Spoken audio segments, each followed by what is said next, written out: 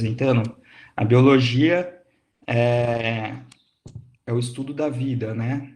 E assim, a vida, pelo que a gente consegue entender hoje, basicamente os nossos organismos e os seres vivos, na verdade, são organizados a partir das células. Então, assim, a gente tem até a teoria dos vírus, né? Aquele debate, vírus é ser vivo, vírus não é ser vivo, por quê? Porque o vírus, ele se reproduz, beleza, mas o vírus, ele não consegue viver fora da célula, ele não tem a célula, o que seria o vírus, na verdade, ele não tem todos os componentes necessários para ele viver sozinhamente, digamos assim, certo? Ele não tem as organelas que fazem ele produzir diferentes coisas, e essas diferentes organelas que a gente vai ver aqui hoje são, na verdade, o que fazem a gente sobreviver. Pensa que a gente, como um organismo gigante como o nosso, tudo isso está dentro da a unidade funcional nossa está dentro da célula, certo? E assim, a partir de que a gente tem esse conhecimento de que está tudo dentro da célula, a gente consegue raciocinar diferentes formas de vida. Desde o nosso conhecimento, aqui a gente tem nesse slide os diferentes reinos, né? Então, assim, o Monera, que são as bactérias, os protozoários, os fungos, as plantas e o reino animal, que é onde a gente está inserido. E cada um desses reinos, porque assim, a gente foi caracterizando, até por uma forma, isso é intrínseco do ser humano, né? A gente conseguir classificar o que a gente tem, porque daí, na medida que a gente classifica e coloca em grupos coisas semelhantes, assim, então, assim, vamos colocar as bactérias porque elas são seres procariontes, e depois eucariontes. E o que é isso? A gente vai ver também. Vamos organizar os seres vivos que fazem reprodução sexuada e os que fazem reprodução assexuada. Vamos dividir os autótrofos, que são os que conseguem produzir o seu próprio alimento, a partir de uma outra fonte de energia, eles transformam a energia e, e aqueles que precisam de uma fonte de energia externa, certo? Então, assim, tudo isso é em relação à organização do conhecimento, beleza? Aqui uma elucidação básica: procariontes, então, possuem a membrana que envolve o núcleo, que chama carioteca, tudo bem? Eles não têm essa membrana. Então, assim, o material genético deles fica solto dentro da célula desse ser vivo. E os eucariontes, eles possuem a carioteca, então, assim, o DNA vai tá ali dentro, beleza, diferentemente. Autótrofos e heterótrofos eu já falei. Então, assim, como as coisas são organizadas e como eu falei para vocês, tudo começa ali na célula, certo? E a célula, então, essa unidade funcional, um conjunto de células vão formar um tecido. E um tecido, assim, entendam um tecido como a gente vai, nessa mesma aula, a gente vai estudar não só as células, mas o tecido. Então, assim, nessas duas primeiras aulas, a gente está aqui, ó, beleza? A gente vai focar nessa parte. E em outras partes, a gente vai já focar aqui, ó, nos órgãos, nos sistemas, em outras aulas. E depois no organismo, e como esse organismo ele está inserido daí dentro da natureza, dentro de um ambiente dele, e como esse ambiente, como esse organismo, primeiro, ele modifica o ambiente, e como o ambiente modifica ele, entendem? Então vamos lá. Então, o tecido ele vai ter uma função específica, e essa função específica tudo se inicia, na verdade, se a gente for pegar, vou tentar explicar de uma forma mais simples para vocês, mas uma célula, ela, teoricamente, a gente é levado a acreditar que todas as células, elas são iguais, né, umas às outras. Vou, saiu aqui, calma aí. Perdão. A gente acredita que uma célula é igual a outra, mais ou menos nesse esqueminha aqui, ó. Cadê? Essa é a ideia de célula que a gente tem e que todas as células são iguais a essa e tudo mais. Só que a gente entende que não. Vamos por aqui, ó. Cada organela de uma célula, ela tem uma função específica diferente, certo? E a célula, então, se as organelas têm uma função diferente, as células, elas vão se tornar diferentes umas das outras à medida de acordo com a função que ela desempenha no indivíduo, certo? Então vamos supor assim que é uma célula que faz muita troca celular. Vamos colocar a gente se alimentando e uma célula no nosso intestino delgado. Uma célula no nosso intestino delgado, basicamente assim, o intestino delgado, para quem não sabe, uma das funções principais do intestino delgado é absorver os nutrientes. Os nutrientes vão passar pela nossa. A gente vai se alimentar, os nutrientes vão passar pelo nosso trato digestivo, vão ser quebrados, certo? E à medida que eles são quebrados, eles vão ser absorvidos no nosso intestino delgado.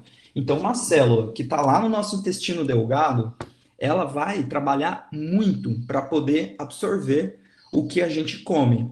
E se ela vai trabalhar muito, ela vai precisar de muita energia, certo? Se ela vai precisar de muita energia, qual organela que é responsável pela produção de energia da célula? Está aqui, ó, a mitocôndria, que faz a respiração celular. É a mesma coisa do indivíduo. Pensa, você começa a fazer atividade física, a sua velocidade de respiração não aumenta, a gente não faz mais respiração, a célula é a mesma coisa. Se ela trabalha mais, ela vai ter uma maior necessidade de ter essa organela que faz ela respirar mais, fazer mais respiração para conseguir mais energia. É a mesma coisa, entende? E assim, à medida que ela trabalha mais, ela também vai se especializando e vai adquirindo mais o que? Mitocôndrias. É a mesma coisa, gente. À medida que a gente vai fazendo mais exercícios, a gente vai se capacitando melhor para fazer exercícios. Beleza? Por um mecanismo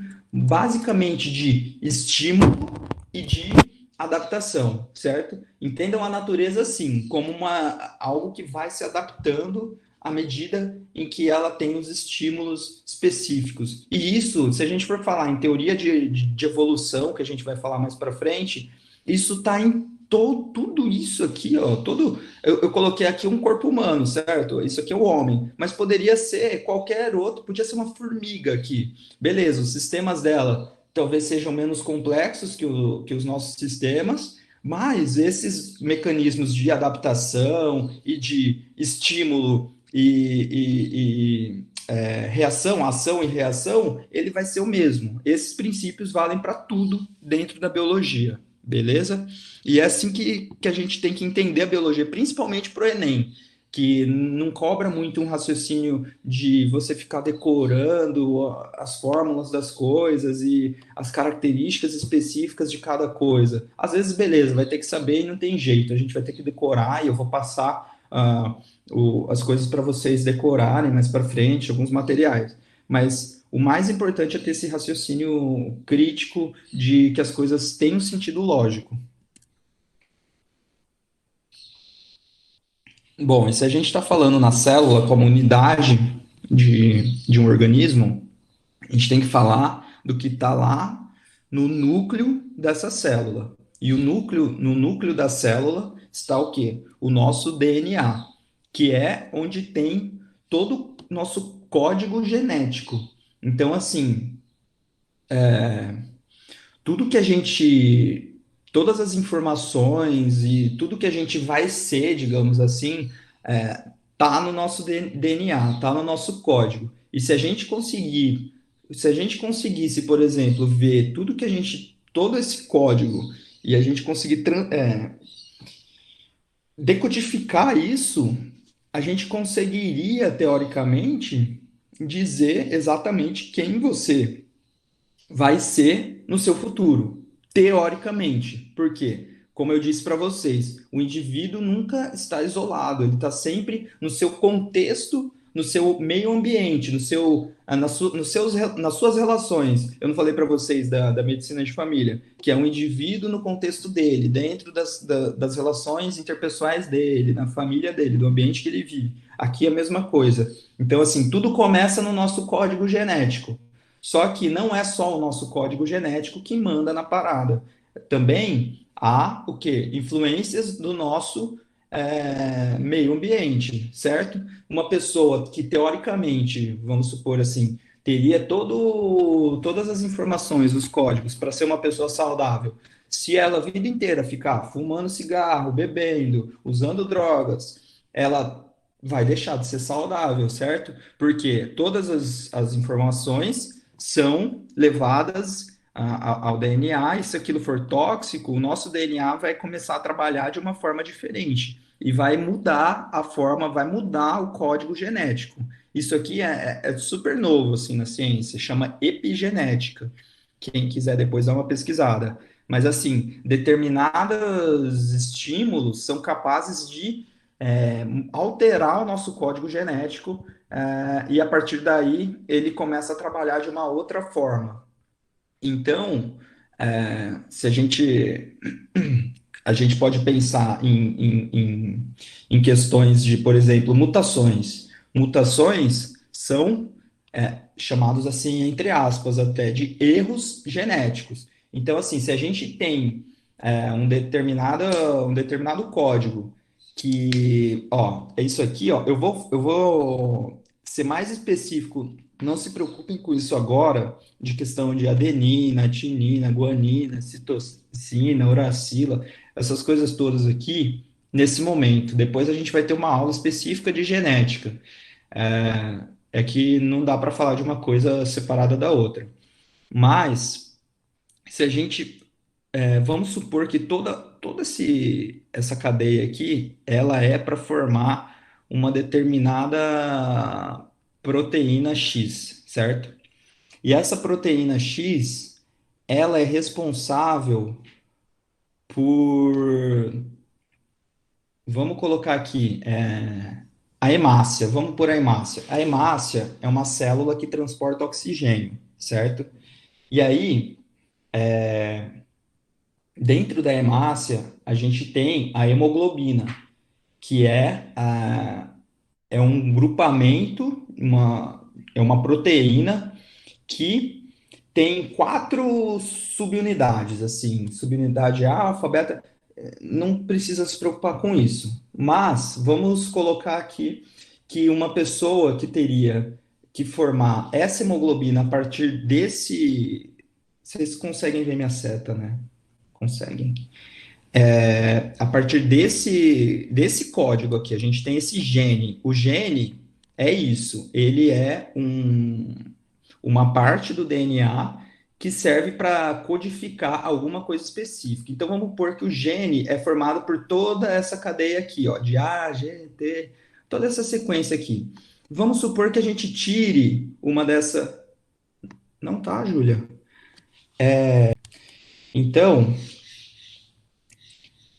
assim, se a gente. Eu estava falando aqui, ó, voltando, do gene, que é a estrutura que consegue fazer determinada proteína, gerar determinada proteína. E aí, se eu tiver uma alteração nessa sequência aqui, eu tenho uma mutação. E as mutações, elas podem ser, eu posso ter uma deleção, ou seja, eu deleto isso aqui, eu posso ter uma translocação, eu troco esse que está aqui, troco por outro que está aqui, esse pedaço, é, ou uma adição, que eu posso simplesmente colocar um a mais aqui. E isso, vamos supor que esse gene seria para gerar a hemoglobina, agora ela vai gerar uma hemoglobina desestruturada.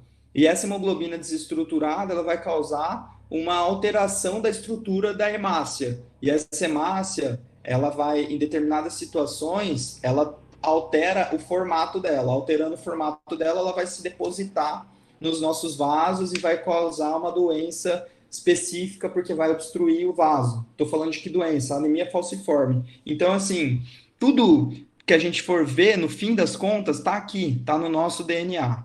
Tudo bem? E determinadas. Se a gente falar de anemia falciforme, seria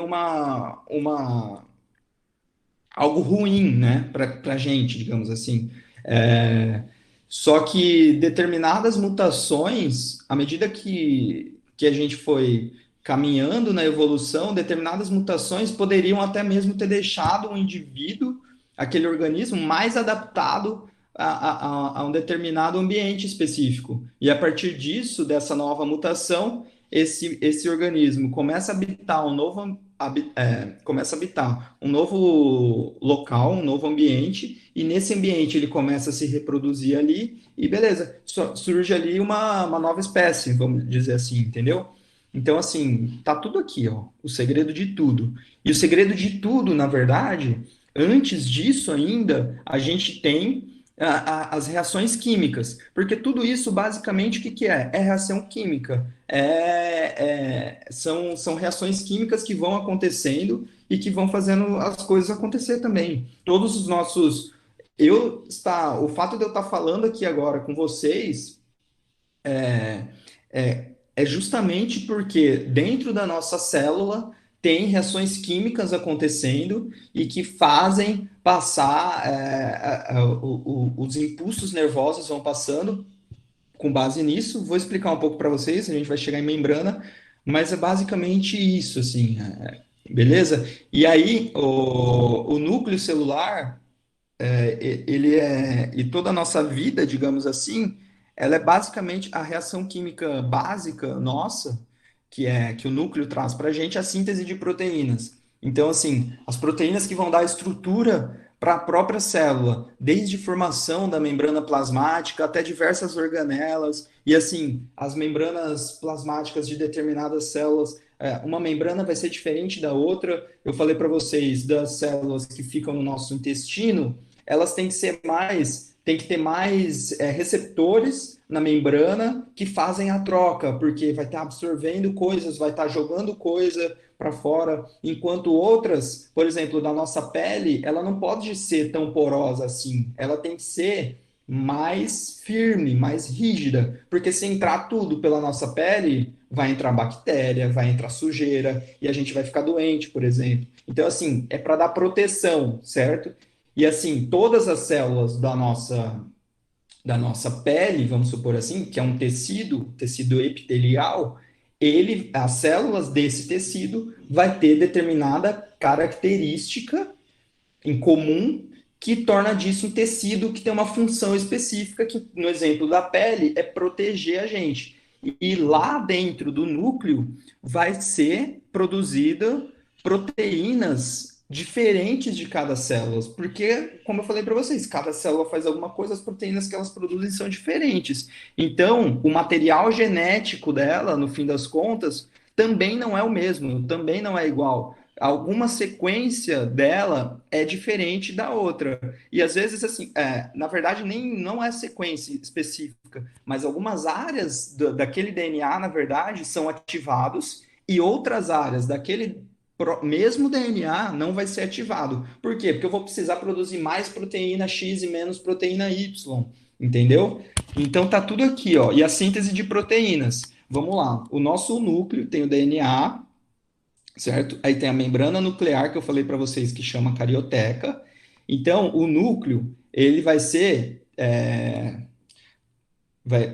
a gente vai transcrever o núcleo e aí vai ser produzido o quê? O RNA mensageiro. O RNA mensageiro, pensa no DNA assim, ele tem duas fitas assim, é fita dupla, certo? Tá aqui, ó, uma fita aqui, vou voltar até essa fita daqui e essa fita daqui. São duas fitas. Aí vai ter uma enzima específica, e uma enzima é o que? É uma proteína, tá? DNA polimerase, ela vai o quê? Polímeros são basicamente a união de vários monômeros, que são proteínas e aminoácidos que se juntam. Então, assim, quando a gente fala ase na biologia e na química, ase é quebra. Então, assim, polimerase, quebra do polímero, que o polímero, na verdade, nada mais seria do que o DNA. Então, ela vai quebrar o DNA e vai abrir esse DNA. Para quê? Para que ela possa decodificar o que está aqui, ó. Quais são essas bases nitrogenadas, que são essas estruturinhas aqui, que a gente vai ver mais para frente. Qual que é a sequência dela? Beleza, formou a sequência dela. Então, agora que eu já sei a sequência dela, eu vou mandar uma mensagem, ó, RNA mensageiro, para uma organela específica que faz o quê? Que produz proteína, certo? E aí, nessa organela específica, eu vou juntar com um RNA transportador. Transportador de quê? De aminoácidos. Por quê? Uma proteína, na verdade, ela é um conjunto de aminoácidos. Então, assim, a cada três sequências dessa daqui, eu tenho um aminoácido, vamos colocar assim. Então, eu tenho vários, se a gente for juntar 3 em 3, aminoácido, aminoácido, aminoácido, um conjunto de aminoácidos vai dar o quê? Uma proteína. E assim se formam as proteínas. Esse é o mecanismo assim, básico de formação de proteínas e que vão dar, na verdade, poxa, isso aqui é a base da nossa vida. É isso, entendeu? E isso acontece nessa organela aqui, ó, que chama ribossomo, tá bom? E aí é o que eu falei para vocês, ó, estímulos são gerados, tudo isso é com base em estímulo. Eu tenho um sinalizador específico que vai entrar no núcleo daquela célula. Eu coloquei aqui para vocês, ó, exemplo, os hormônios. Vamos colocar o hormônio da tireoide, certo? O hormônio da tireoide, o ativo,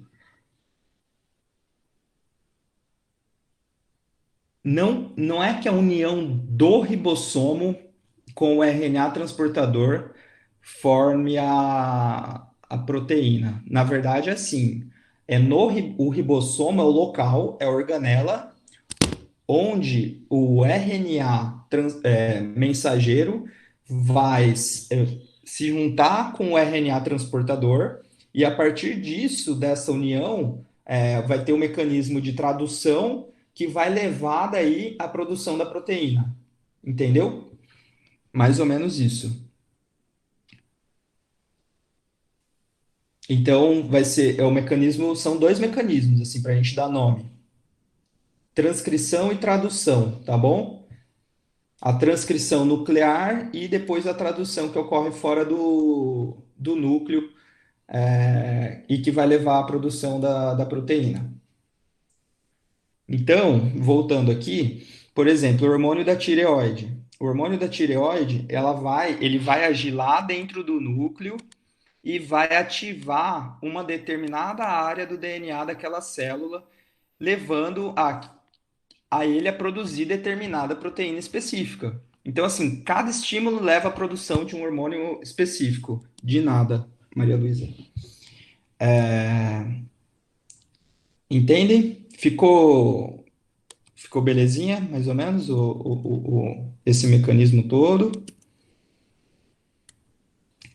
E aí, o que eu tinha falado para vocês, para viver, a célula vai precisar de energia, certo? E da onde vem a nossa energia? No nosso caso, a gente como organismos heterótrofos, né? Que a gente precisa de energia de outras fontes e que, na verdade, todos os seres vivos, na verdade, é assim, a partir da glicose mesmo. A diferença é que a glicose nos organismos que fazem fotossíntese, ela vem dela própria, ela mesma produz a glicose, a partir da transformação química de outras energias. No caso aqui, ó, a energia solar, certo? Por isso fotossíntese. Mas vamos colocar aqui a respiração celular. Essa é a formulinha: C6H12O6 é o carbono com hidrogênio e oxigênio, formando uma molécula de glicose. A gente precisa de oxigênio, certo? E aí a gente tem na mitocôndria, lembra que eu tinha falado para vocês? a respiração celular. E disso aqui vai liberar o quê? CO2, gás carbônico e água. E dessa reação química vai sair a energia. E a energia que vai ser justamente para fazer todos aqueles processos de sobrevivência da célula, certo? Então, assim, quanto mais uma célula trabalha, quanto maior a atividade dela, mais essa é, essa reação química aqui, a respiração celular, mais isso vai acontecer. Quanto mais isso vai acontecer, mais eu preciso de glicose, mais eu preciso de oxigênio, mais eu libero de gás carbônico, água e aí a energia que eu vou precisar para a célula. Então, assim, eu vou precisar comer mais, vou precisar respirar mais rápido e vou liberar mais CO2. Deu para entender essa parte?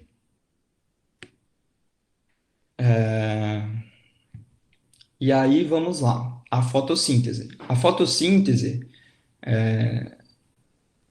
parece bem o contrário. Assim, se a gente for colocar de uma forma resumida, como está aqui, né? É assim, as plantas pegam o gás carbônico, absorvem o gás carbônico, usando a água e a energia química que vem do sol, leva à produção de glicose e água, certo? E oxigênio, beleza? É, Entendam assim, se a gente tem um processo que, olha só, os produtos, aqui, ó, essa parte aqui da reação, certo? Ela é igual aos produtos aqui. Se a gente, e aqui é igual aqui. E o que que isso significa? E aqui, ó, a gente tem o quê? A energia aqui, ó, a energia do Sol, e aqui na mitocôndria que vai formar a energia do ATP. Toda essa energia é o quê? Uma transformação constante, entendeu? Vem para cá, vai para cá, vem para cá, vai para cá. Nada se cria, nada se forma, nada se cria, né? Tudo se transforma. É a transformação da energia que nutre a vida. Beleza? Aqui eu trouxe. Eu peguei essa imagem no Google mesmo dos compostos orgânicos e inorgânicos, que são basicamente como nós somos formados, né? Então, de inorgânicos, nós temos a água, que é uma molécula polar, certo? E se ela é polar, entendam assim, se a gente está falando de processos químicos, estou só olhando o tempo aqui.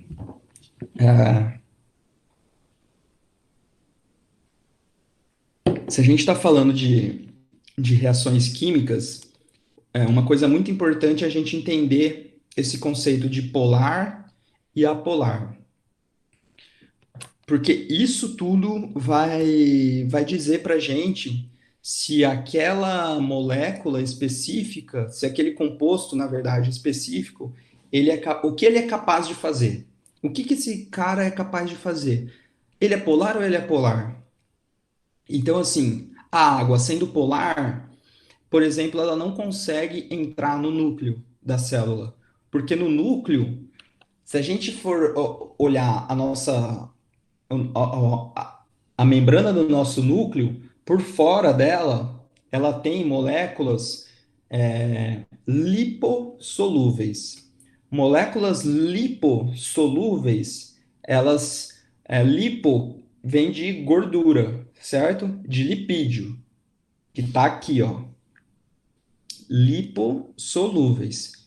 Enquanto a água é, claro, hidrossolúvel. Então, assim, polar e apolar são coisas opostas. Tenta misturar óleo e água. É isso, não mistura, certo? Porque uma é a água, que é polar, e tem um apolar, que é a gordura. Um determinado hormônio, para ele poder ir, não determinado hormônio, mas qualquer sinalizador a nível celular, para ele conseguir entrar e mexer no núcleo, ele necessariamente ele vai ter que ser ou transportado por uma proteína específica que consiga entrar no núcleo e que tenha uma certa lipossolubilidade, ou seja, que seja um pouco apolar, e aí entra no núcleo, ou não vai entrar no núcleo. Então, assim, basicamente o mecanismo de comunicação celular tem a ver com isso, certo? E se a gente tem um. Ah, mas a água. Vamos colocar agora assim, então. Mas a água entra na célula. Entra na célula. Por quê? Porque a membrana celular, ela tem essa permeabilidade dela seletiva. Então, assim, em determinados locais, a água realmente ela consegue entrar, porque em determinados pontos vai ser.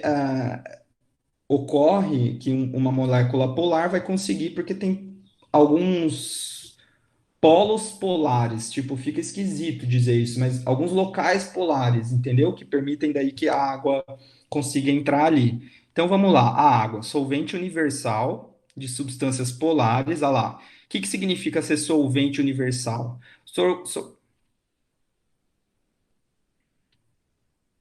Isso, boa, explicaram melhor do que eu até. É, alguém explicou aqui. Diferença de eletronegatividade ocorrendo um deslocamento de carga. Apolar quando não há. Isso, exatamente. É mais ou menos isso mesmo que você falou, usando termos mais técnicos, Gi. Tá, voltando aqui. Então, assim, solvente universal, então eu consigo dissolver coisas na água, desde que essas substâncias sejam polares. Participa das reações metabólicas, manutenção da temperatura, então, assim, alto calor específico. O que que significa isso? Que é difícil a gente mudar, alterar a temperatura dela. Então, assim, diferente de um metal, por exemplo, coloca uma panela no fogo. A panela, o metal, esquenta muito mais rápido que a água que vai estar ali dentro, justamente porque é mais difícil, porque a água tem esse alto calor específico. É, e via de transporte de nutrientes. Urina, suor, beleza. E aí sais minerais, sódio, potássio, cálcio, ferro, zinco, que aí tem funções específicas para auxiliar no funcionamento do organismo. Beleza. E aí, por outro lado, a gente tem os compostos orgânicos, que são os compostos que carregam carbono no na sua estrutura molecular. Aí tem os monossacarídeos, os açúcares, que podem ser monossacarídeos, disacarídeos e polissacarídeos. Então, assim, quando a gente tem carboidratos de cadeias complexas, que a gente fala, eles são polissacarídeos. São várias estruturas de grupamentos de carboidratos juntos que vão formar uma estrutura maior. Então, assim, a gente consegue absorver tudo isso, se for muito grande, a gente vai demorar mais tempo para conseguir quebrar eles em quantidades menores para a gente conseguir absorver, certo? Então, assim, numa dieta, é, da, da, numa dieta específica, assim, procure se alimentar. Já ouviram falar em que para gente que vai fazer dieta, assim, para emagrecer, busquem se alimentar de carboidratos complexos. Por quê? Porque ele vai demorar mais tempo para ser digerido. Se ele vai demorar mais tempo para ser digerido, a gente vai ficar mais tempo saciado, né? Com aquilo sendo quebrado ali no nosso sistema digestório, certo? Diferente de carboidratos monossacarídeos, por exemplo, que são muito mais simples, e aí a gente não precisa quebrar para absorver, você já comeu, absorve. Então, assim, é uma coisa que não vai te gerar saciedade por um longo período de tempo. Entenderam? Lipídios, gorduras e óleos. E aí, quando a gente fala em lipídios, se a gente quebrar o lipídio, é ácido graxo e glicerol e álcool. E as proteínas, que fazem o papel de enzimas, de vitaminas, Elas auxiliam em todas as reações químicas, assim, do nosso organismo. E aí as proteínas são formadas por cadeias de aminoácidos, que é aquilo que a gente conversou. Aí os ácidos nucleicos, que são o DNA e o RNA, né? Que são os nucleotídeos com as bases nitrogenadas, cada uma respectiva aqui, beleza? Bom, já expliquei para vocês a diferença de procariontes e eucariontes. Aqui é mais para a gente ter uma noção e ver como seria, então, uma célula procarionte, mas vocês vejam que algumas possuem a parede celular, a cápsula, aí ribossomos, os pelos e tal. Aqui tem uma estrutura de uma bactéria específica, né? Mas poderia ser diferente. A única coisa que seria igual, como eu disse, que eles possuem a mesma classificação, é a membrana envolvendo aqui o núcleo. Ó, olha como é uma célula muito mais organizada dos eucariontes, certo? Bom, agora falando das organelas assim, em termos mais específicos, e se a gente for falar numa organela muito importante assim, e que até cobrar para cobrança mesmo de prova, de questões, é a membrana plasmática. Então, como funções? Coloquei aí revestimento, interação com o meio, permeabilidade seletiva. Revestimento é óbvio, né? Vai revestir a célula. Interação com o meio.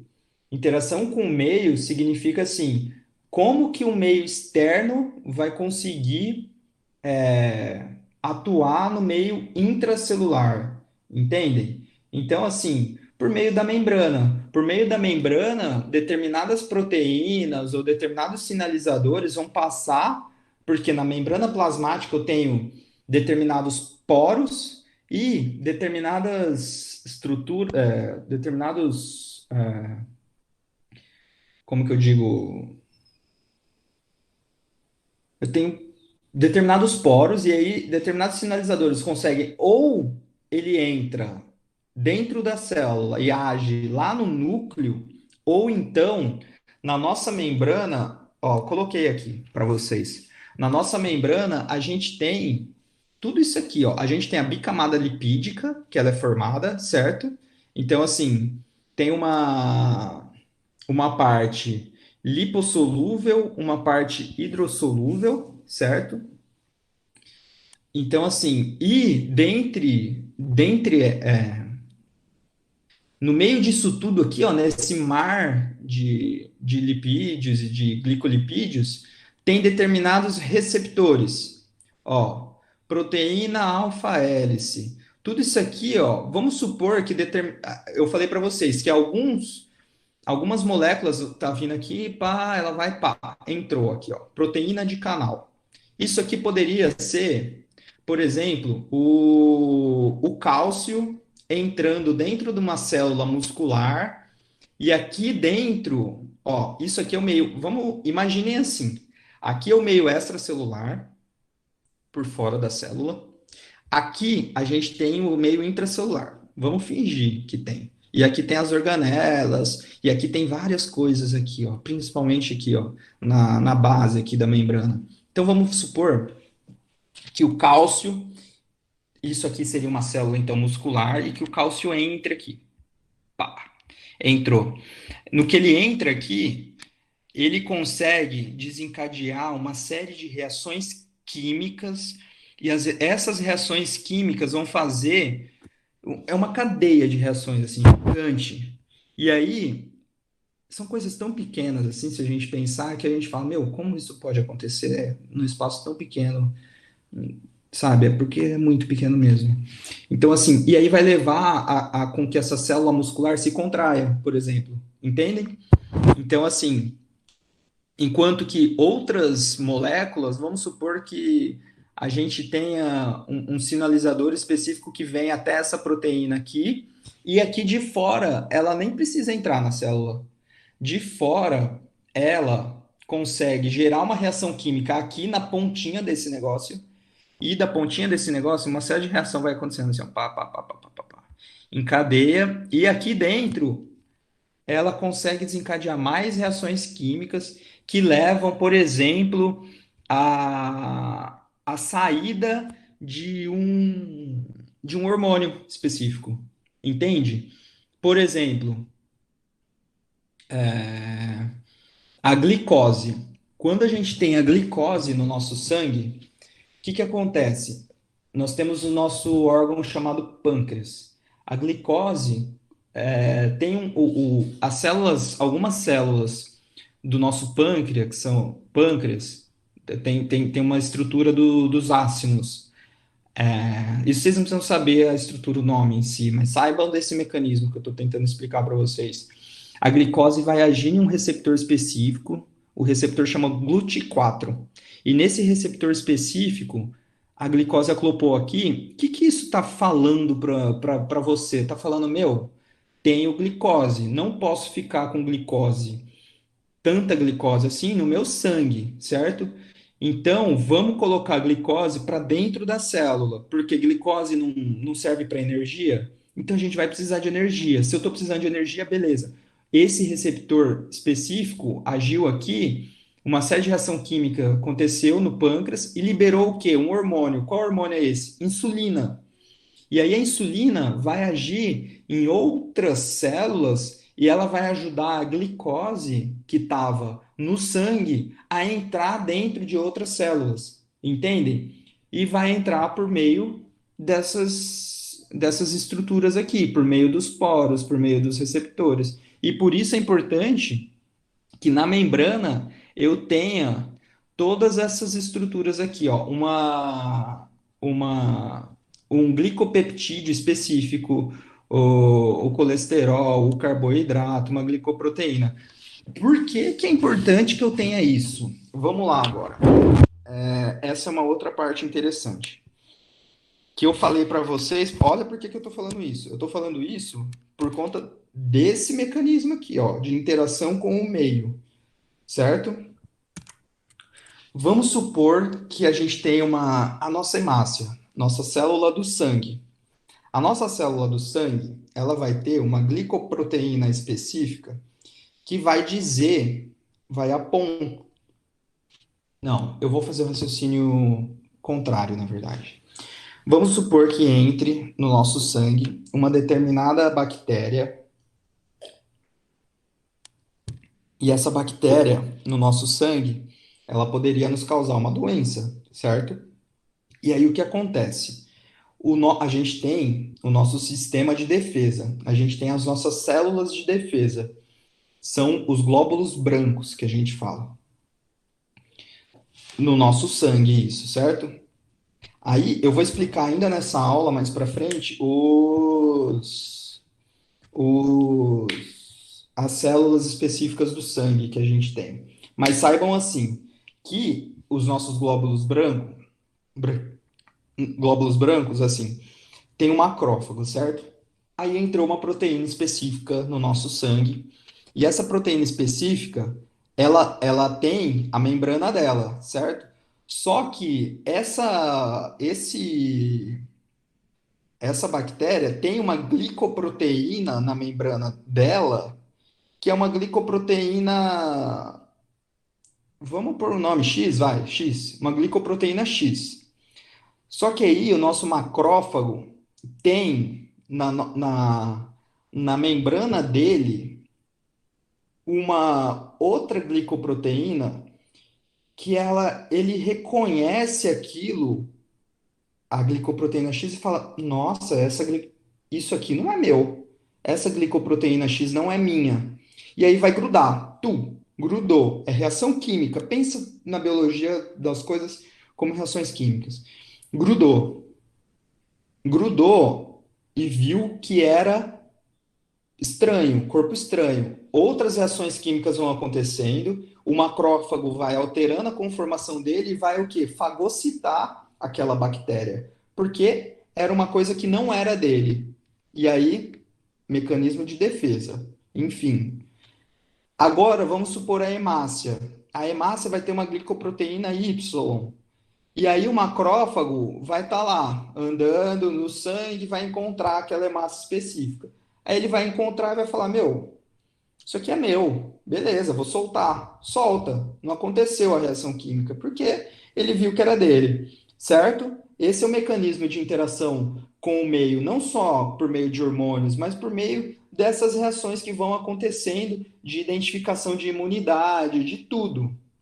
E pensem nisso, tem muita gente que... Vou explicar, Maria Luísa. Tem muita gente que quer fazer veterinária, né? Algumas pessoas ali eu vi os comentários. Isso aqui eu estou falando da... Basicamente, as nossas células, elas teriam numa... A glicoproteína dela, o, o nosso sistema de defesa, de imunidade, vai passar por aquela célula que é nossa e não vai reconhecer aquilo como nosso. Vai dizer: Meu, isso é um invasor. Então eu vou fagocitar aquilo, vou gerar reação de imunidade contra aquela célula. Só que aquela célula é minha e eu estou reconhecendo aquilo como que não é mais meu. E da onde vem isso? Da onde vem esse mecanismo? Vem lá daquilo que eu estava falando para vocês, do núcleo. Porque no núcleo não vai formar as proteínas e tudo mais? Então, no núcleo da célula do macrófago, não do macrófago, da célula de defesa, mais especificamente, vai, vai formar uma determinada proteína que essa proteína agora, ela é errada no caso da pessoa que tem uma doença autoimune, tá, gente? E essa determinada proteína errada vai começar a identificar aquela célula que seria do homem como uma célula estranha, mas na verdade é dele. Vocês entendem? Deu para entender esse mecanismo?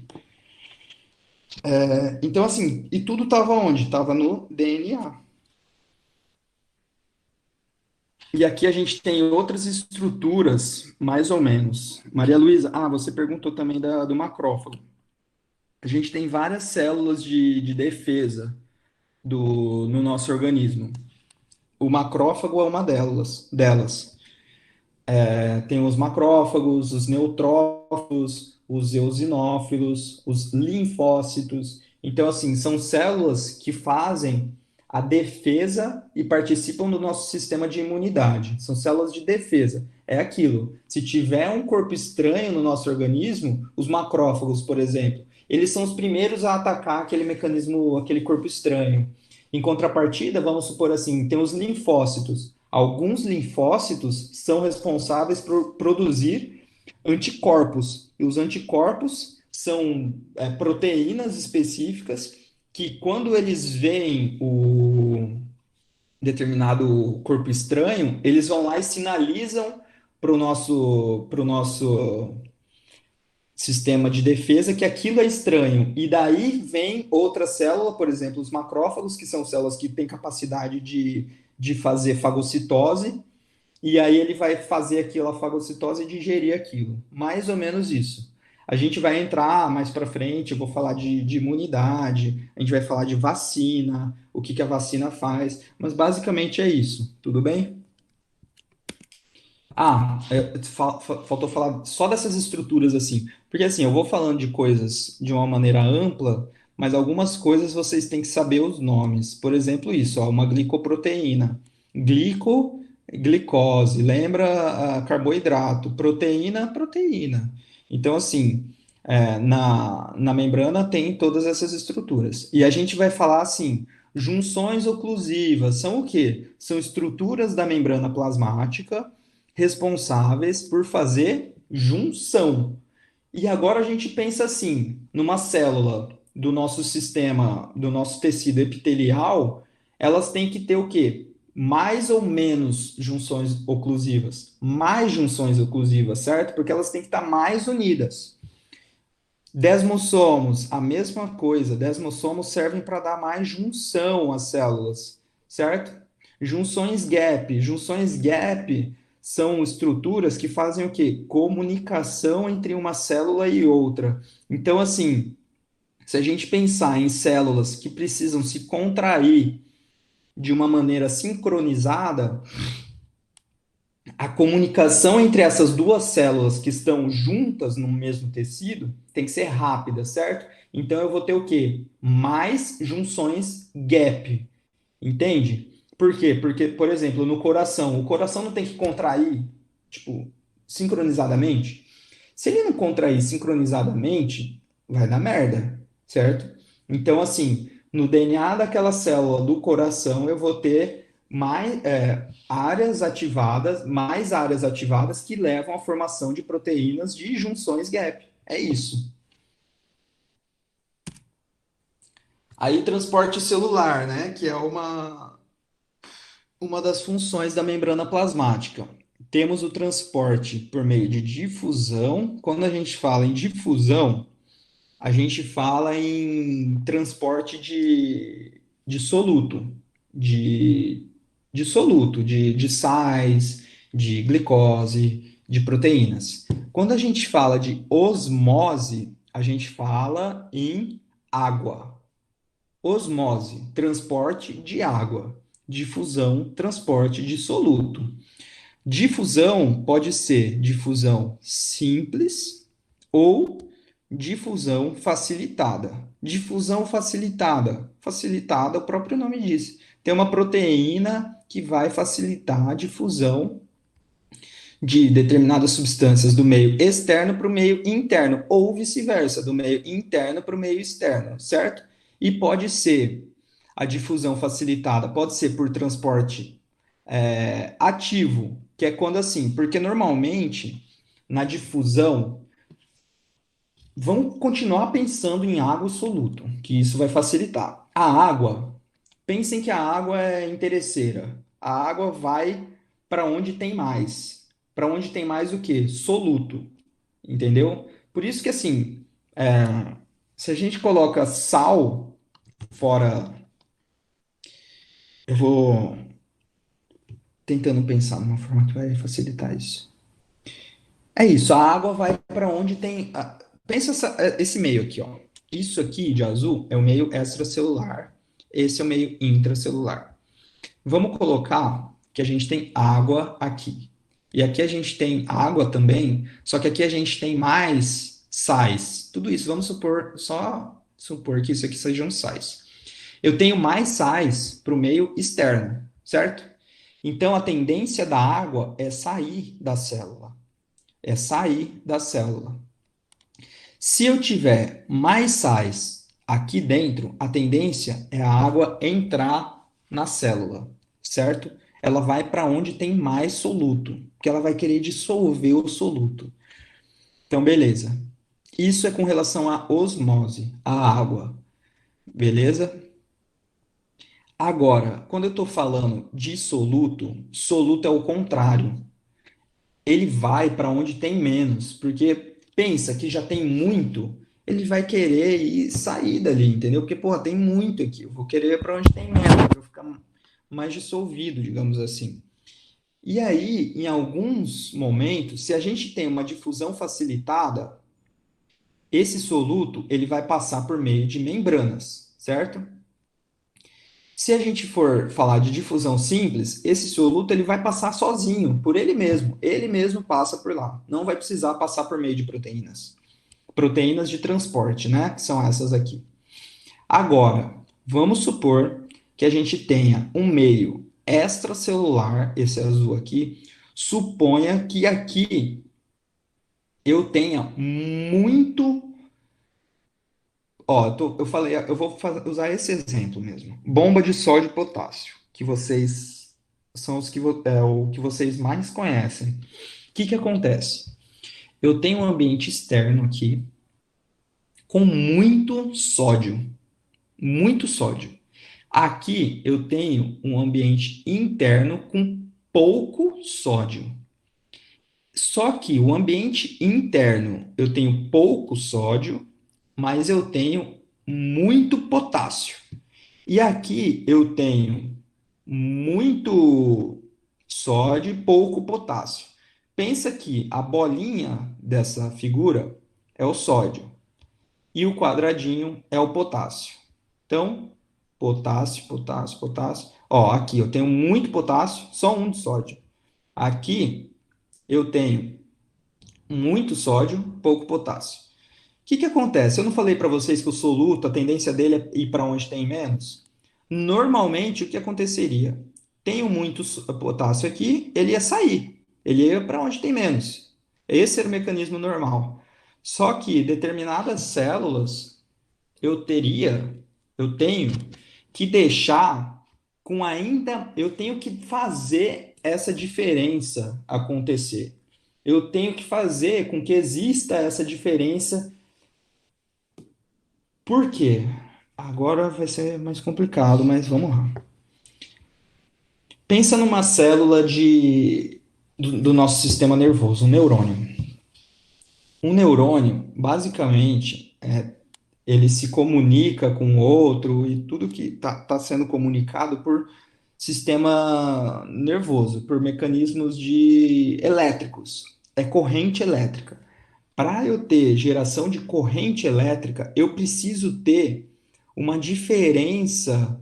Já ouviram falar de diferença de potencial? É mais ou menos isso que ocorre aqui. Eu tenho que ter um mecanismo aqui muito positivo e aqui muito negativo. E para ser aqui muito positivo, eu preciso ter muito sódio. E eu preciso que aqui eu tenha pouco sódio e muito potássio, para que eu tenha uma diferença entre esses potenciais. Então, assim, eu preciso realmente, eu preciso fazer um mecanismo contrário do que seria o natural. Eu preciso fazer com que mais potássio fique dentro, ainda mais potássio dentro e ainda mais sódio para fora. Para fazer isso, eu vou precisar gastar energia, certo? Que é em forma de ATP. Por isso, transporte ativo, com gasto de energia. Fagocitose, pinocitose, são mecanismos que fazem a gente gastar energia, certo? Ficou claro a parte da membrana? Que agora a gente vai falar do citoplasma. E aí, quando a gente fala do citoplasma, ele é formado pelo citossol, pelo citoesqueleto. O citoesqueleto, o próprio nome já diz, assim, é o que é responsável por dar a conformação de determinada célula.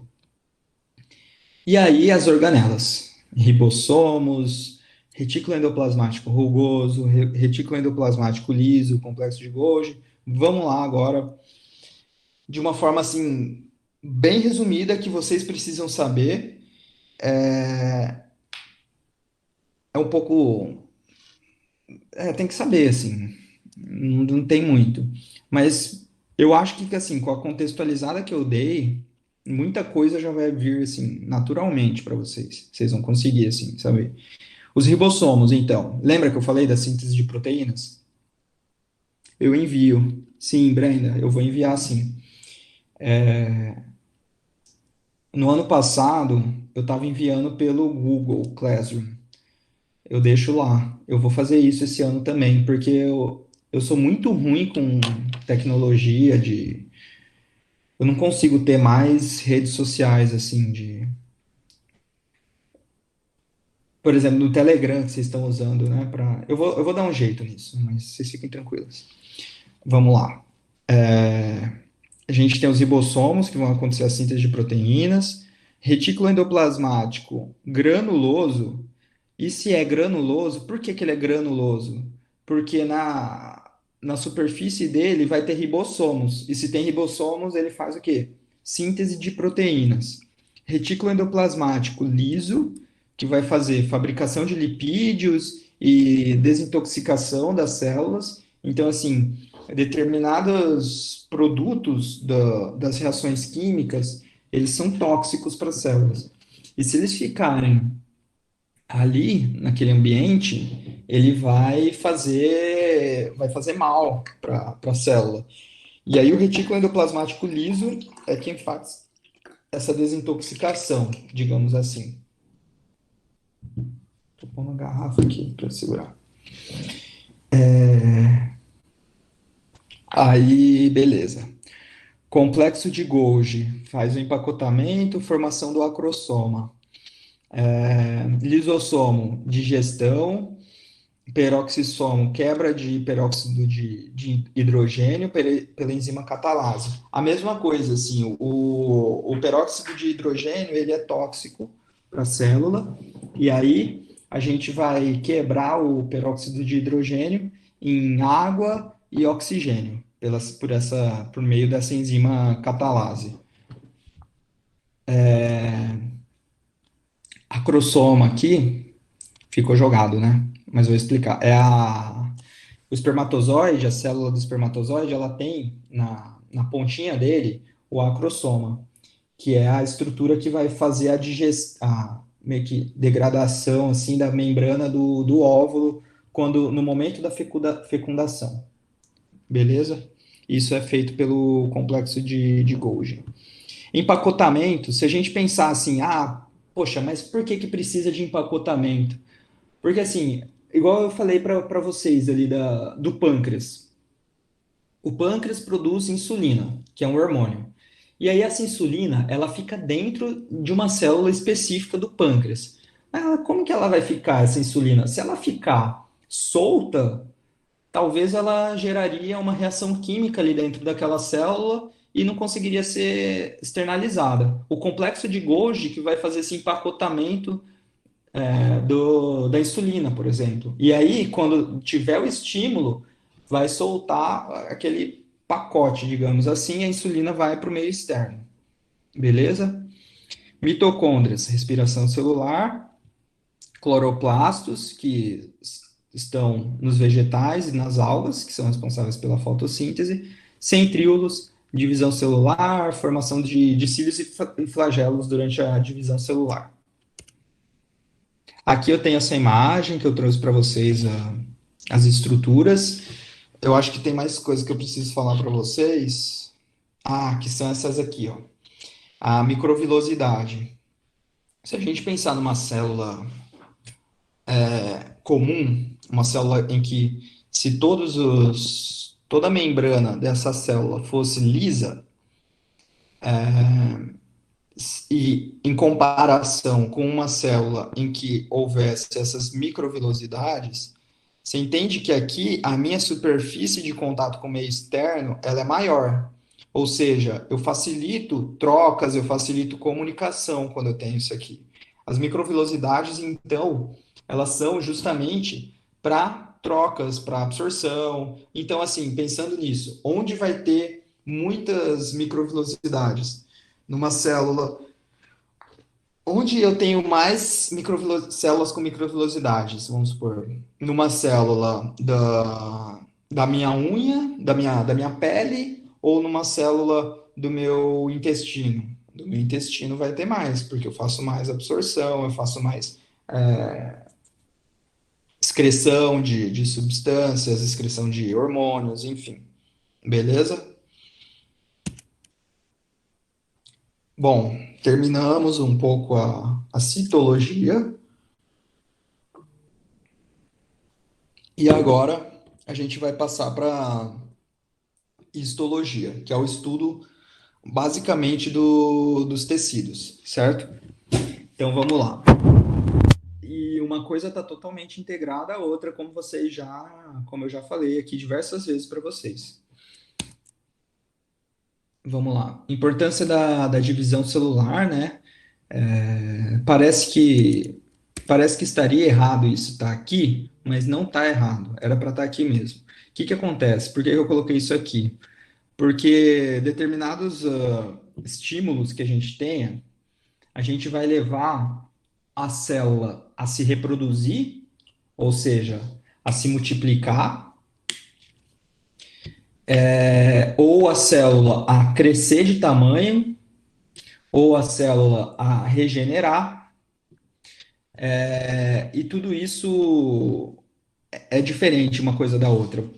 O mecanismo de multiplicação celular a gente chama de hiperplasia, ou seja, eu tenho um aumento na quantidade de células daquele tecido, enquanto o mecanismo de aumento em volume eu chamo de hipertrofia, certo? Esse é um conceito que vocês têm que ter.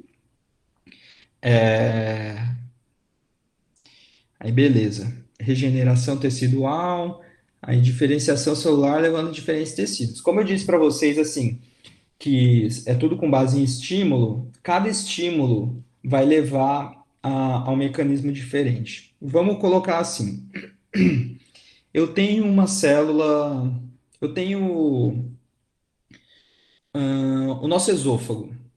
A gente tem aqui no nosso sistema digestório boca, esôfago, aí vai descendo, chega lá embaixo no estômago, duodental. Esôfago. A gente tem no nosso esôfago células que elas são mais colunares, assim, ó. É um epitélio mais colunar. O que que significa isso? Que ele é um epitélio. As células desse epitélio, elas são umas colunas, assim, ó, tipo, compridinhas. Pensa que num tubo, assim, tipo, um tubo, que é o nosso esôfago, e as células que estão aqui, ó, na parede desse tubo. Elas têm que ser mais compridas, assim, porque se elas fazem revestimento, se elas fazem revestimento, isso tem que ser um pouco maior, certo? E aí, elas podem ser estratificadas, ou sem estratificação. O que que isso significa? Estratificadas são quando eu tenho várias células, uma do ladinho da outra. Não estratificadas é uma célula só que faz aquele revestimento. Ou pseudoestratificadas, quando eu tenho uma célula que chega até lá maior, a outra célula, ela é só uma célula, na verdade. Só que parece que são várias células. Eu, eu não devia ter falado isso. É um pouco específico, mas poxa vida. Mas lembrem, vamos falar de tecido, a gente tem que lembrar isso. Cada tecido vai ter uma função. E se a função, por exemplo, é fazer revestimento, vou pular aqui. Boa, esse slide é melhor. A gente tem então esses quatro tipos de tecidos: epitelial, conjuntivo, muscular e nervoso, certo? Epitelial, revestimento e secreção. Então, igual eu falei para vocês, da pele, é fazer revestimento, proteger. E secreção, ela pode secretar suor, por exemplo. Tem as glândulas sebáceas que vão produzir o sebo ali, a gordura.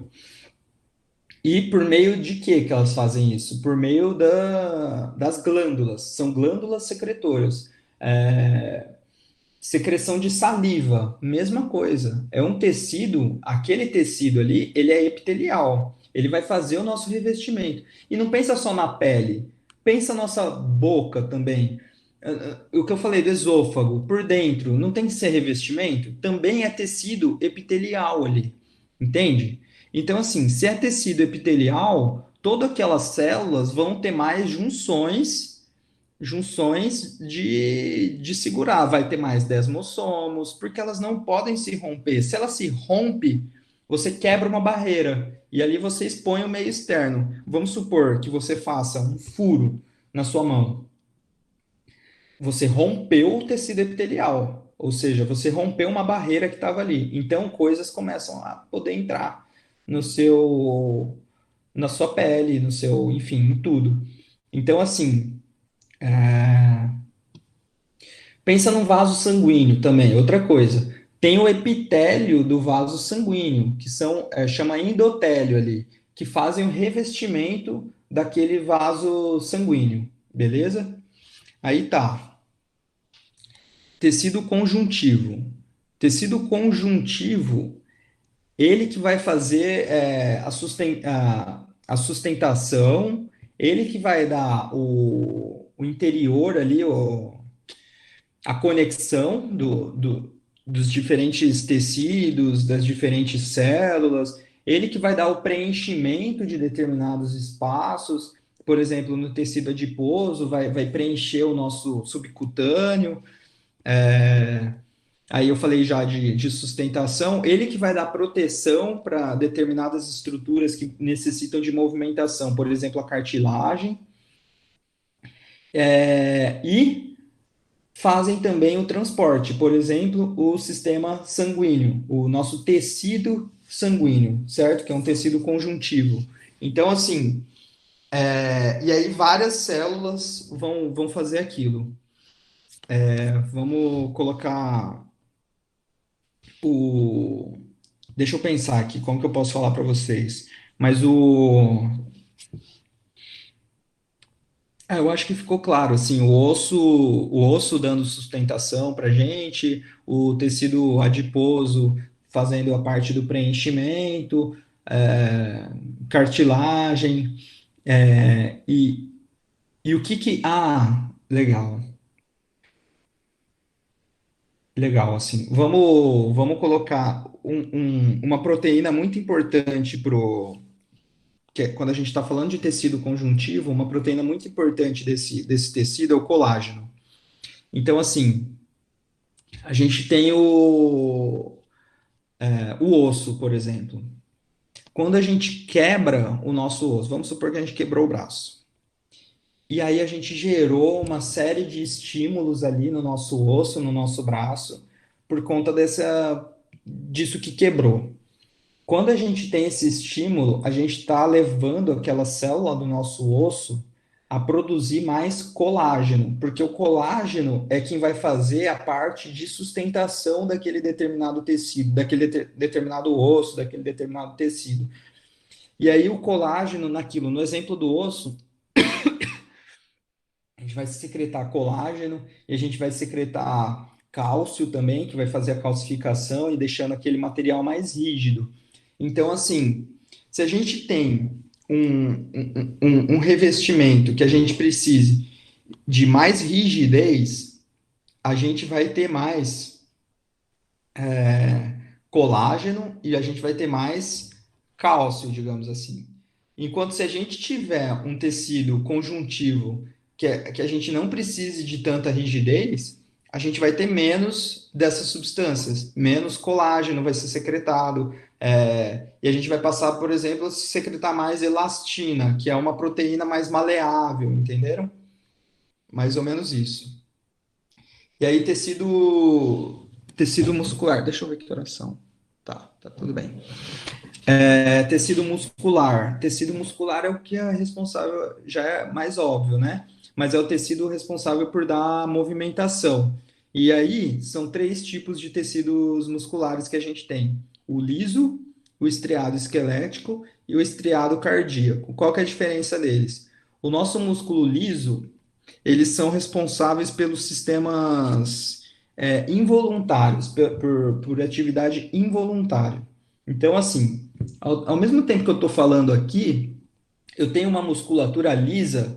Eu tomei café da manhã hoje. E assim, no meu estômago, eu não posso deixar o alimento parado ali, certo? Eu tenho que fazer o alimento descer. Como que eu faço isso? Por um movimento chamado peristaltismo.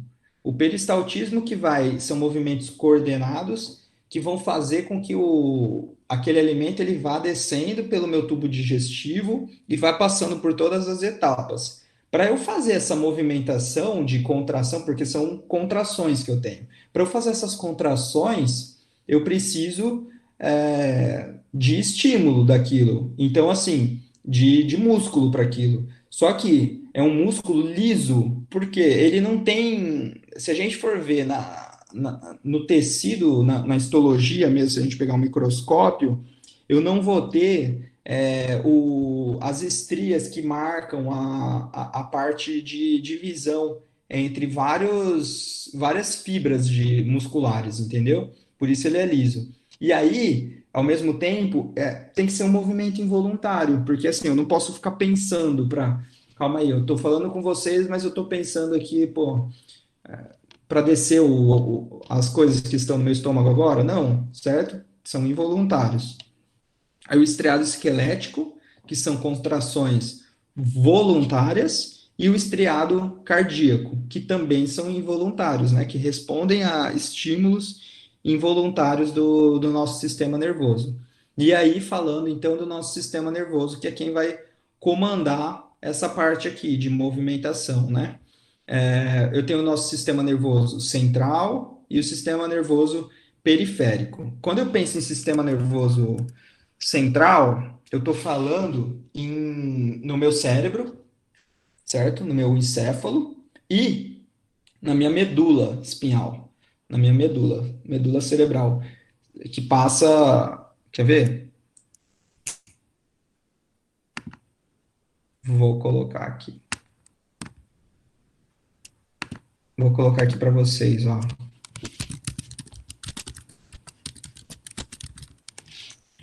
Sistema nervoso central e periférico. Ó, é isso, ó. O...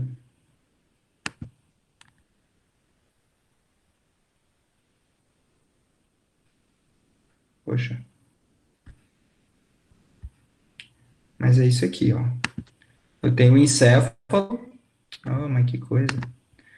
Dá para ver isso aqui, né? Eu tenho o encéfalo aqui e eu tenho a medula espinhal. Isso aqui é sistema nervoso central. E o sistema nervoso periférico são os nervos que saem do sistema da medula e vão até as diferentes regiões do meu corpo. Entendem?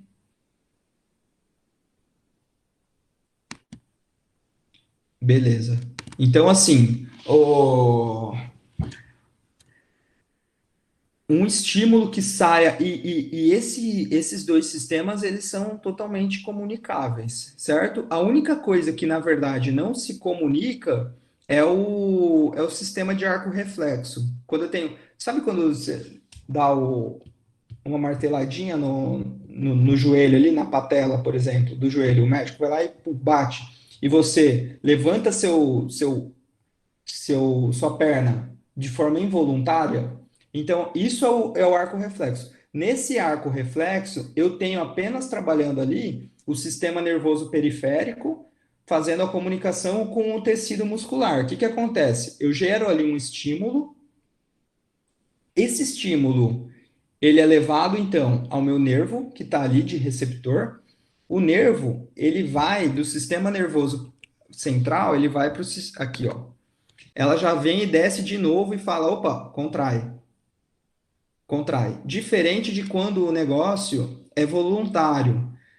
Então, assim, queimei minha. Tô fazendo comida em casa.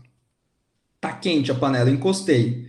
Um estímulo é levado aqui, pá, e lembrem daqueles mecanismos de quê? De transporte de transporte. Tipo assim, ó, aqui aquela bomba de sódio e potássio está agindo. Mais para frente eu vou falar para vocês, vou dar uma aula mais específica assim de sistema nervoso porque vocês precisam saber para o Enem.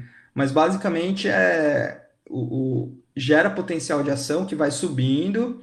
Aí vem no meu sistema nervoso agora central. Sobe pela medula, aí vai gerar um estímulo aqui na minha cabeça, vai falar: opa, tá quente, preciso tirar a mão. Desce o estímulo, vem de novo, e aí esse estímulo pelo nervo, aí vai ter a comunicação entre o sistema nervoso periférico e o sistema nervoso central do músculo estriado esquelético, que vai falar para você contrair. Contraia determinado músculo específico. Vai gerar o estímulo ali para contração, vai contrair o músculo, vai gerar o movimento, certo? Aí agora, aqui, plasma, constituição do sangue. Então, como eu disse, alguém mandou pergunta?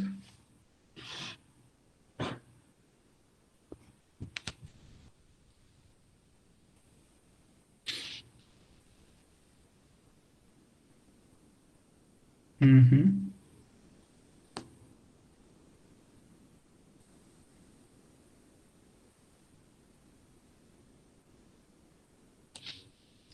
É isso mesmo, Carlos, que você escreveu, né? O órgão que tem contato direto, indireto, tem revestimento. E, e assim, não só o órgão que tenha contato. com o meio externo, mas alguns também que estão no nosso meio, como que eu posso dizer? Alguns que também estão no nosso meio interno também têm o revestimento dele, entendeu? Alguns órgãos têm o próprio revestimento dele ali para ele ficar dentro de uma para ele ficar encapsulado, vamos supor assim. Então, assim, o nosso rim, por exemplo, o rim, ele fica dentro de uma cápsula, certo? Ele fica encapsulado ali. E aí, por um tecido de revestimento e tal. E ali nesse tecido eu tenho alguns nervos, certo? Por exemplo, tô com pedra no rim. O que acontece? A pedra, ela vai empacar num determinado local ali, que a gente tem o rim, aí sai do rim, vai formar o ureter. Mas a pedra empacou ali, entre o rim e o ureter.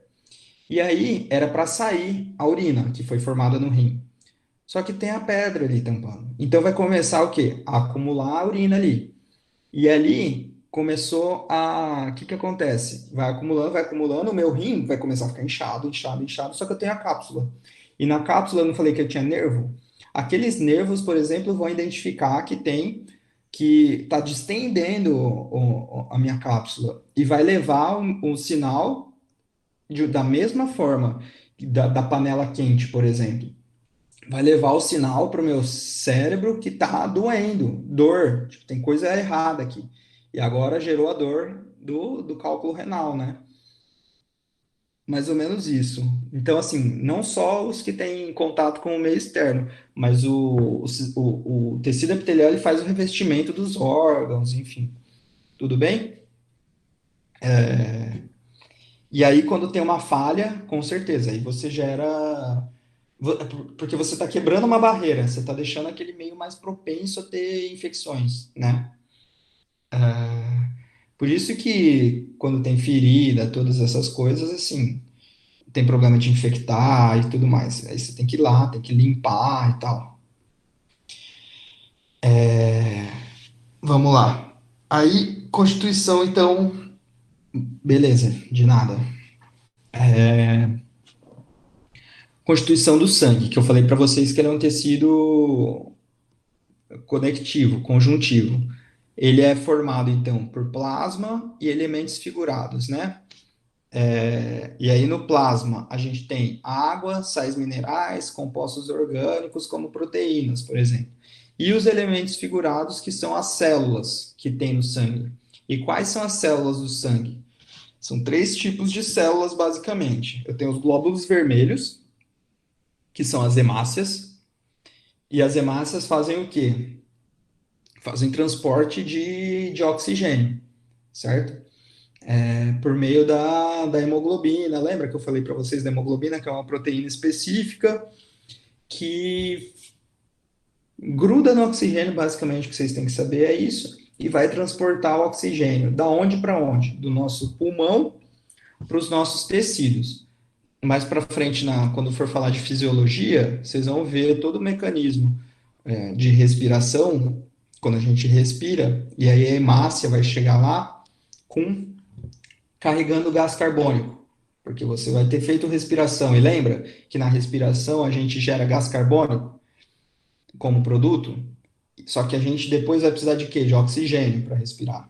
Então a gente joga fora o gás carbônico e pega o oxigênio. E quem faz esse mecanismo de transporte são as hemácias.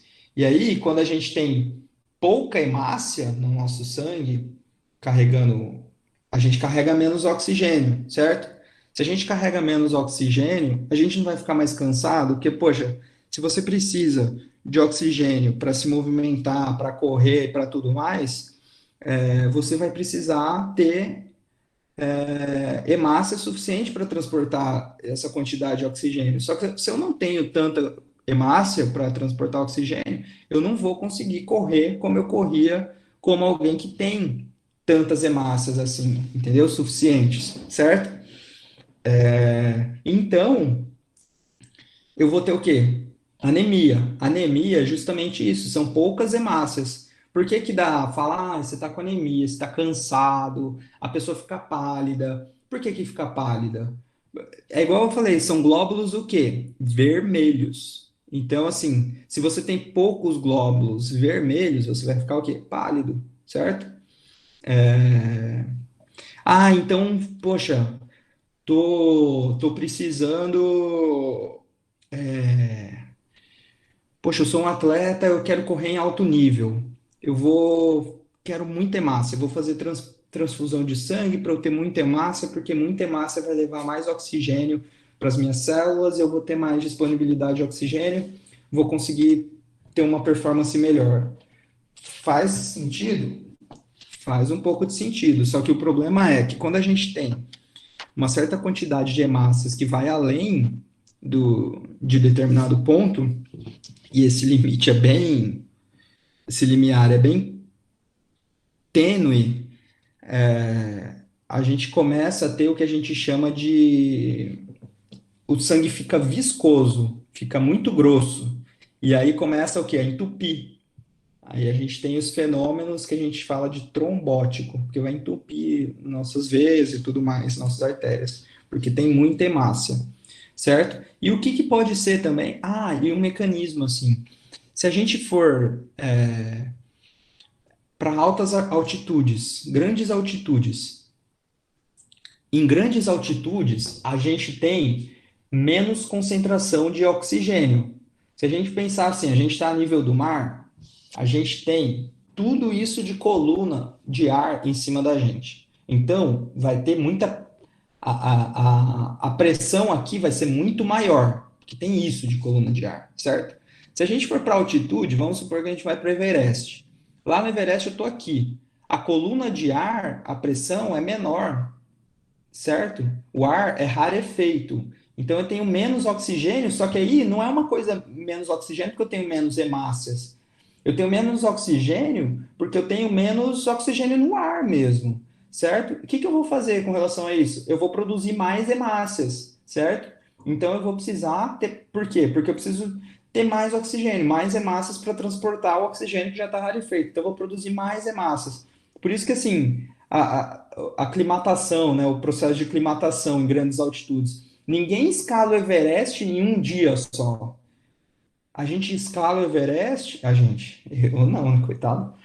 Mas os montanhistas que escalam o Everest, eles vão levando dias para escalar. Por quê? Porque eu chego a um determinado nível de altitude que eu tenho menos oxigênio, eu vou precisar produzir mais hemácias.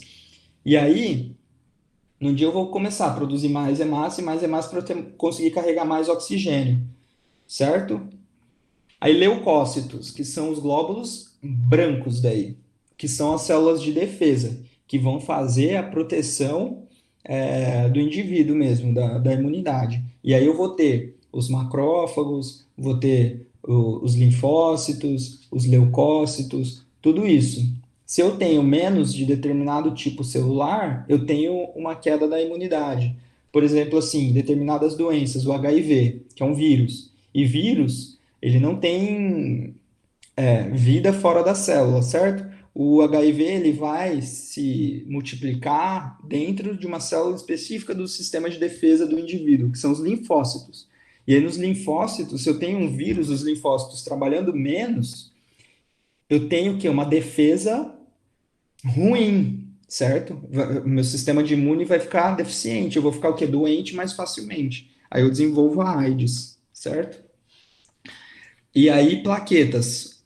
Que plaquetas são responsáveis pela coagulação do sangue, principalmente a coagulação que ocorre no primeiro momento. Quando eu sangro, as plaquetas vão lá, se agregam e fecham aquele sangramento, para eu parar de sangrar. Acho que é isso que eu expliquei para vocês, ó.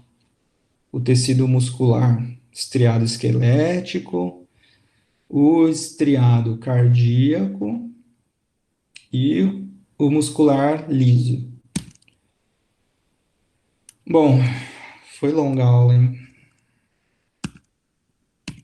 Acabou-se.